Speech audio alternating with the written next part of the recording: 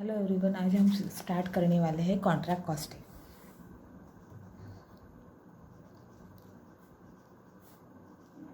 Contract costing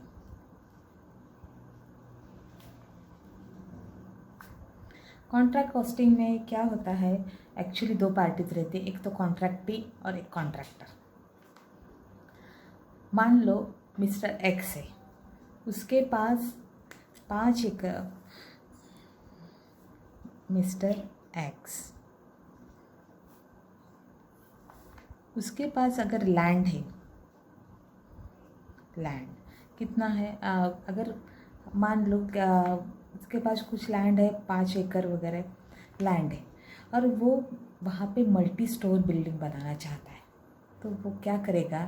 उसको अगर multi store building बनानी है तो किसी को हायर करेगा, किसी को कॉन्ट्रैक्ट देगा। तो जिसको कॉन्ट्रैक्ट देगा वो क्या करेगा? वहाँ पे बिल्डिंग बनवा देगा मिस्टर एक्स को। तो जो मान लो मिस्टर वाई है, मिस्टर वाई को अगर एक्स बोलता है कि मेरी एक लैंड है, वहाँ पे मुझे मल्टी स्टोर बिल्डिंग बनानी है, मुझे बनवा के दे दो। तो वो इसका मतलब इसको मिस्टर वाई को वो कॉन्ट्रैक्ट दिया है। मिस्टर वाई बोलता है ठीक है। तो मिस्टर वाई यहाँ पे क्या है? कॉन्ट्रैक्टर है, और मिस्टर एक्स कॉन्ट्रैक्टी। वो क्या करेगा? मिस्टर वाई सब कैलकुलेशन लगा लेगा कि मल्टी स्टोरी बिल्डिंग बनाने के लिए कितना रॉ मटेरियल लगेगा, कितने दिन लगेंगे, कितने लेबर चार्जेस पेड करने पड़ेंगे, सब कैलकुलेशन कर, कौन कौन सी मशीन लगेगी, ये सब कैलकुलेशन कर देगा।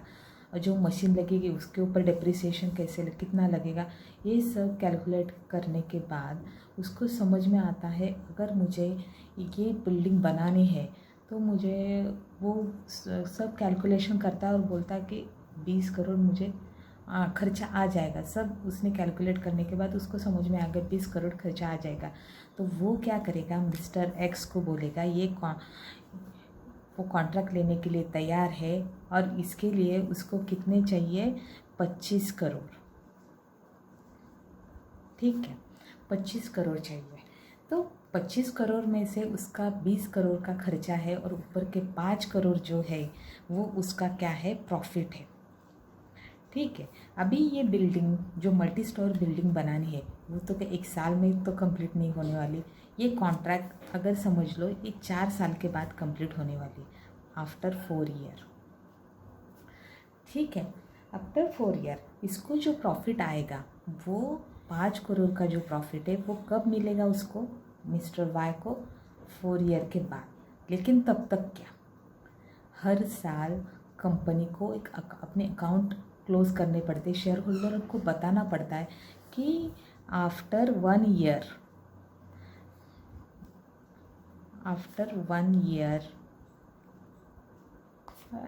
At the end of year, अगर वो 31 at the end of year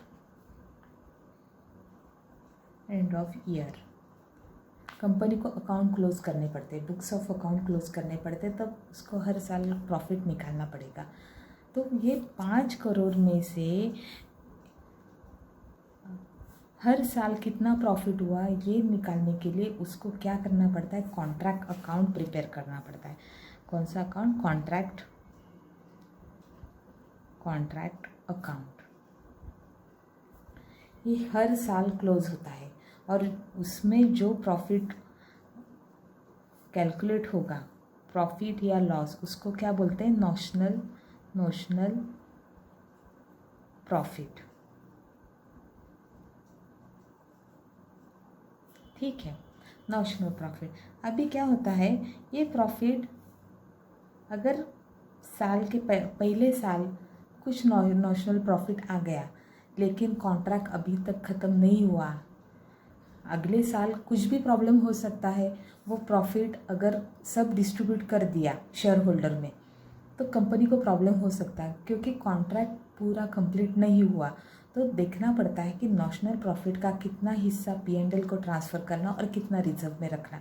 ये तय करने के लिए अभी ट्रांसफ़र कहाँ पे करते हैं? P&L अकाउंट और रिजर्व। ये तय करने के लिए कितनी अमाउंट P&L को ट्रांसफ़र करने, कितनी रिजर्व में डालने की, ये तय करने के लिए क्या देखना पड़ता है, कितना वर्क कंप्लीट हुआ है। कॉन्ट्रैक्ट अगर मान लो अभी यहाँ पे कॉन्ट्रैक्ट कितना है, 25 करोड़ का है, 25 करोड़ का कॉन्ट्रैक्ट है, उसमें से कितना कंप्लीट हुआ है, कितने % कंप्लीट हुआ है। और सिर्फ ये कॉन्ट्रैक्टर नहीं बोल सकता। अगर मान लो कॉन्ट्रैक्टर ने बोल दिया कि मेरा 25% काम कंप्लीट हो गया, लेकिन इस बात पे कॉन्ट्रैक्ट ही भरोसा कैसे करेगा। तो वो क्या करता है, एक एजेंट रहता है उसका, आर्किटेक्चर इंजीनियर जो भी है, उसका एक आदमी वहाँ पे जाता है, कॉन्ट्रैक्टर के जहाँ पे काम चालू रहता है साइट पे जाता है और वो सर्वे करता है और पूरा देखता है। फिर वो क्या करता है, सर्टिफिकेट इशू करता है, उसको बोलते हैं work certified.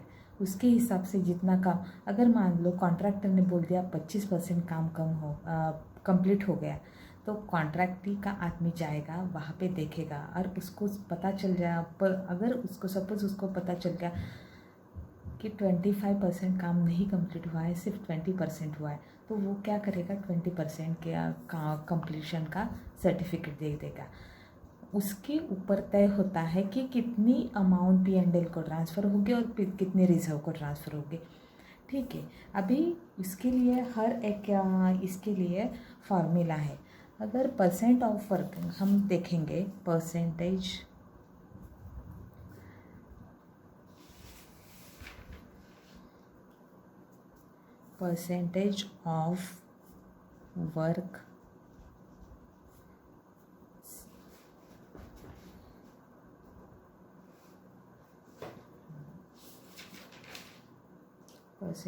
Of work certified,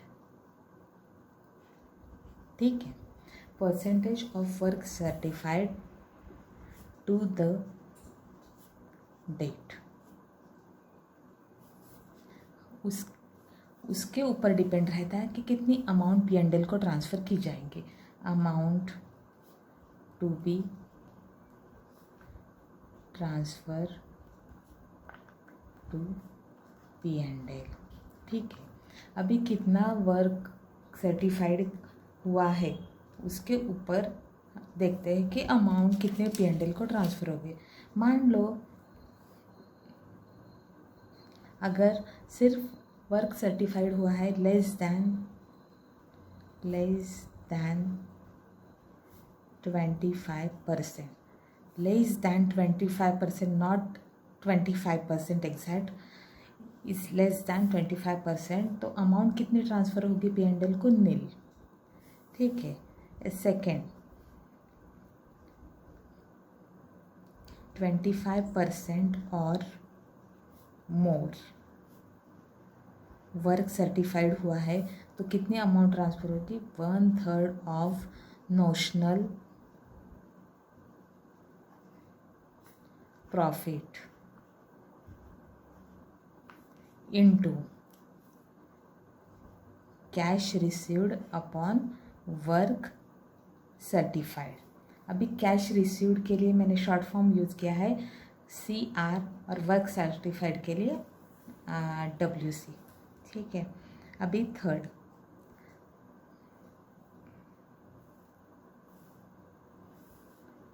यहाँ पे 25% और मोर बट लेस दैन 50%, ठीक है। तब कितनी अमाउंट ट्रांसफ़र होगी, 1/3 of national profit into cash received upon work certified. अभी क्या होता है, 50% और मोर वर्क सर्टिफाइड हुआ है तो क्या करेंगे, 2/3 ऑफ नोशनल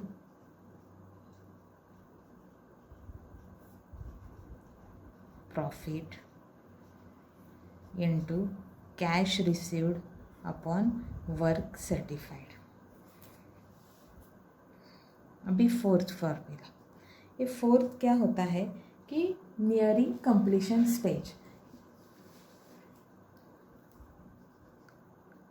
नियरिंग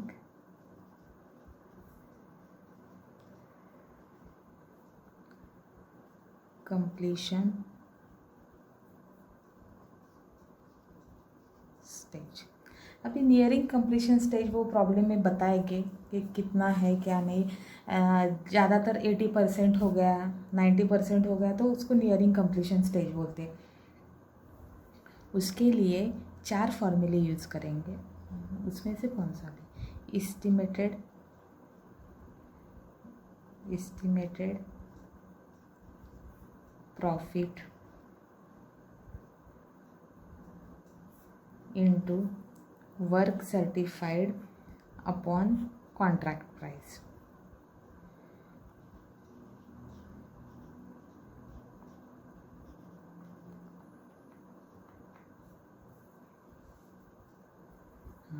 सेकेंड इसमें estimated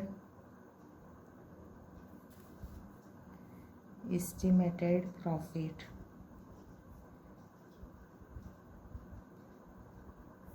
into cost of contract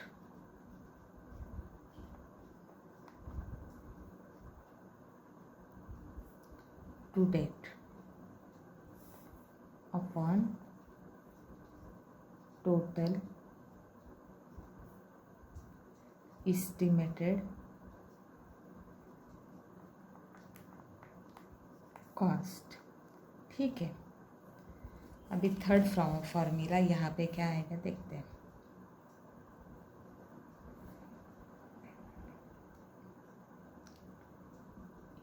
estimated profit into cost of contract to date. ठीक है। अभी divide by total estimated cost. और fourth estimated profit into cost of contract to date upon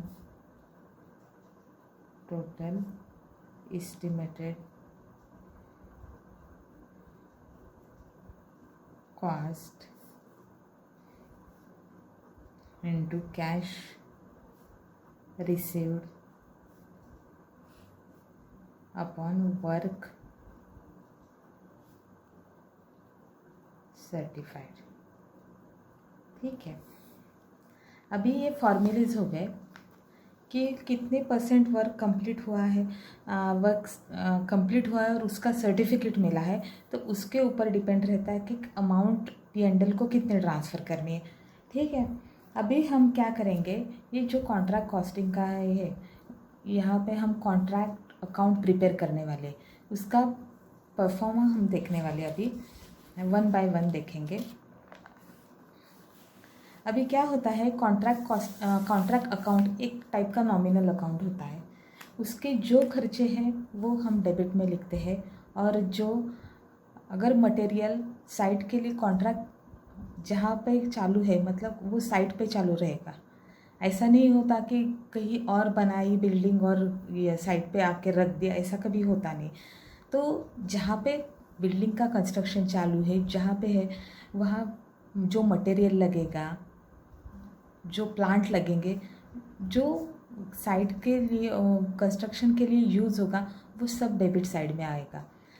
ऐसा भी हो सकता है कभी कंपनी के पास एक से ज़्यादा कॉन्ट्रैक्ट हो और दूसरे कॉन्ट्रैक्ट से यहाँ पे मटेरियल आ गया तो डेबिट में जाएगा, और अगर स्टोर से मटेरियल आ गया तो भी डेबिट में जाएगा, साइट पे आ गया तो डेबिट में जाएगा। लेकिन यहाँ से मटेरियल अगर स्टोर को रिटर्न जाता है, नहीं तो दूसरे कॉन्ट्रैक्ट के लिए सप्लाई होता है, ऐसा कोई कुछ भी हो तो क्या होता है क्रेडिट साइड में। हम 1 बाय 1 सब देखेंगे। एंड में जो मटेरियल रहता है साल के एंड में, जब हम बुक्स ऑफ अकाउंट क्लोज करते, तब जो मटेरियल बचा होता है तो उसको हम क्रेडिट में लिखते हैं। ठीक है, तो पहले यहाँ पे लिखेंगे, यहाँ पे मटेरियल आया साइड पे, तो उसको क्या बोलेंगे, टू मटेरियल। ठीक है, मटेरियल, ये अमाउंट। अभी क्या होता है, मटेरियल साइड पे आता है, कभी कभी क्या होता है कि सेल भी कर देते हैं, मटेरियल साइड पे आ गया, तो सब जो रिकॉर्ड है वो यहाँ पे ही मेंटेन करेंगे। उस केस में अगर सेल हो गया, सेल हो गया तो हम यहाँ पे लिखेंगे क्रेडिट साइड में बाय मटेरियल सोल्ड। अभी मटेरियल सोल्ड किया तो क्या होता है, एक तो प्रॉफिट होता है, नहीं तो लॉस होता है। ठीक है, अगर प्रॉफिट हो गया तो डेबिट में लिखेंगे to P&L account, profit on sale of material. मतलब यहाँ पे मटेरियल आता है तो डेबिट में लिखते हैं, कॉन्ट्रैक्ट साइड पे आता है तो, अगर यहाँ से जाता है तो क्रेडिट में लिखते हैं, इतना ही याद रखने का। ठीक है, अब अगर यहाँ पे लॉस हो गया तो क्या करेंगे, by P&L account loss on sale of material. ठीक है, कभी कभी क्या होता है कि कुछ नुकसान हो जाता है, आग लग जाती है, नहीं तो मटेरियल चोरी होता है, तो हम क्या करेंगे, P&L में ट्रांसफ़र कर देंगे, P&L account abnormal loss of material।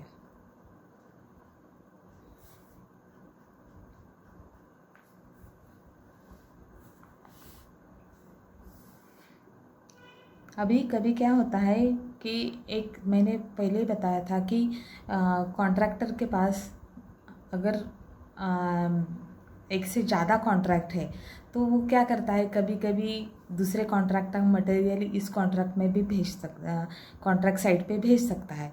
तो दूसरे कॉन्ट्रैक्ट से अगर मटेरियल इस साइड पे आ गया, इस कॉन्ट्रैक्ट साइड पे आ गया, तो भी हम डेबिट में लिखते हैं। जो भी मटेरियल कहीं से भी आओ इस साइड पे आया तो उसको डेबिट में लिखेंगे, और यहाँ से बाहर जाएगा तो उसको क्रेडिट में लिखेंगे, ये याद रखने का। To contract XYZ account material transfer from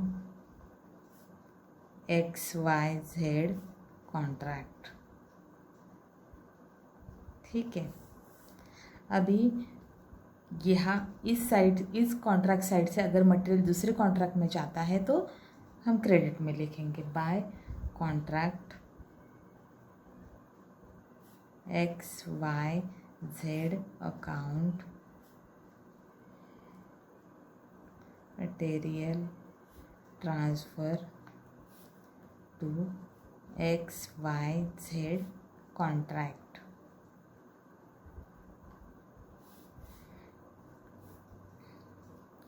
अभी बिल्डिंग कंस्ट्रक्ट करने के लिए जो लेबर लगते हैं उनको वेजेस देने पड़ते हैं, तो वो वेजेस भी, जो भी खर्चा आएगा वो डेबिट में लिखेंगे। अभी वेजेस में क्या होता है, एक तो पेड वेजेस होंगे और दूसरे आउटस्टैंडिंग, दोनों लिखेंगे, पेड और आउटस्टैंडिंग। ठीक है,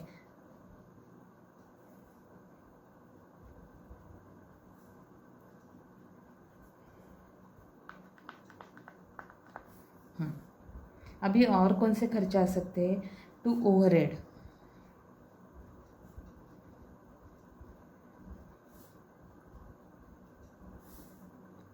टू मिसलेनियस एक्सपेंसेस,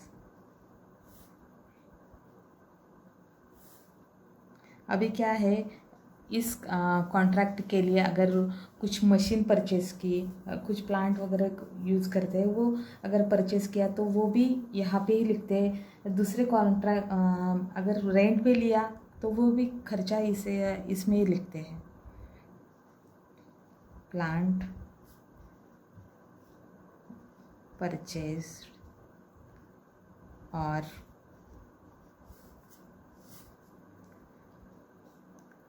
कैसे होता है, to plant taken on rent, और नहीं तो क्या होता है, डेप्रिसिएशन।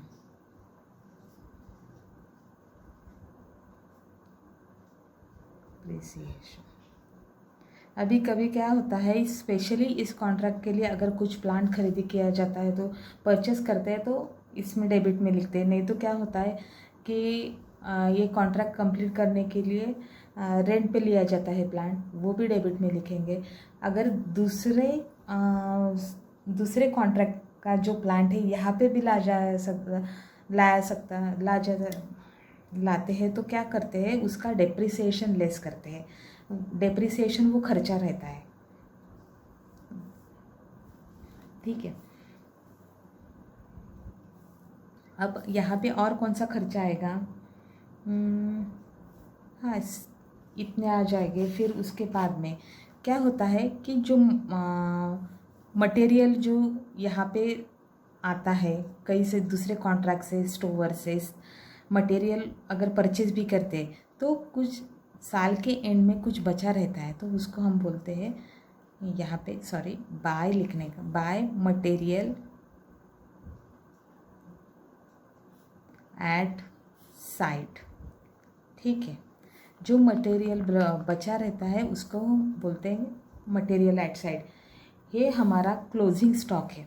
हम जो फाइनल अकाउंट में देखते हैं, ये क्लोजिंग स्टॉक रहता है। ट्रेडिंग हम बनाते हैं उस पर देखते हैं तो क्लोजिंग स्टॉक। अभी क्या होता है, प्लांट भी साइट पे जो रहता है, अभी प्लांट इस कॉन्ट्रैक्ट के लिए परचेज़ किया है, लेकिन at the end of the year उसकी जो वैल्यू रहती है वो भी हमको यहाँ कंसिडर करनी पड़ती, तो उसको हम बोलेंगे प्लांट एट साइट, ठीक है।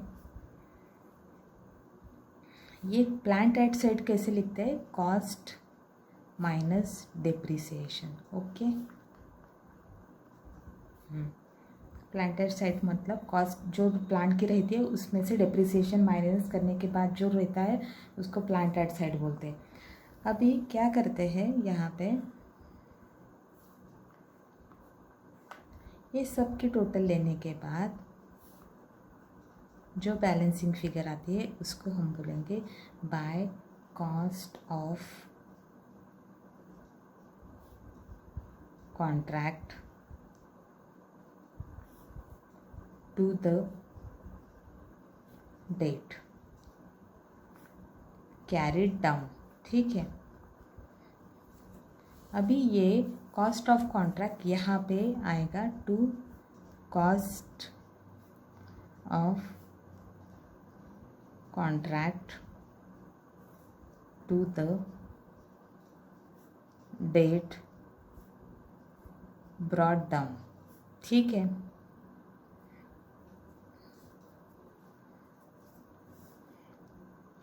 यहाँ पे लिखेंगे हम बाय वर्क इन प्रोग्रेस, ठीक है। ये लिखेंगे वैल्यू ऑफ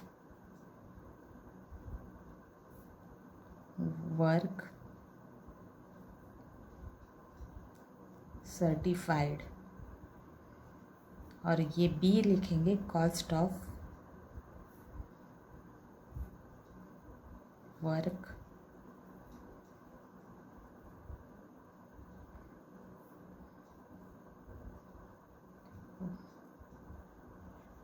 फाइड।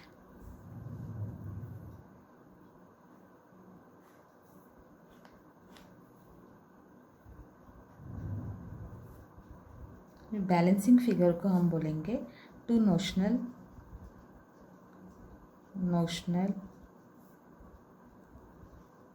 प्रॉफिट। ठीक है, अभी नोशनल प्रॉफिट यहाँ पे ट्रांसफ़र होगा।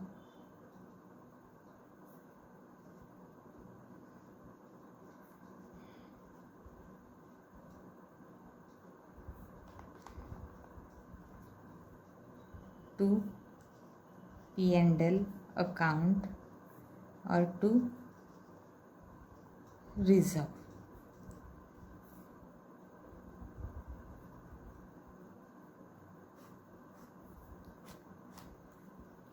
ये परफॉर्मा होता है कॉन्ट्रैक्ट कॉस्टिंग का। अभी क्या है, आपको यहाँ पे दिखाई देगा, यहाँ पे मैंने लिखा है बाय वर्क इन प्रोग्रेस, नीचे लिखा है वैल्यू ऑफ वर्क सर्टिफाइड।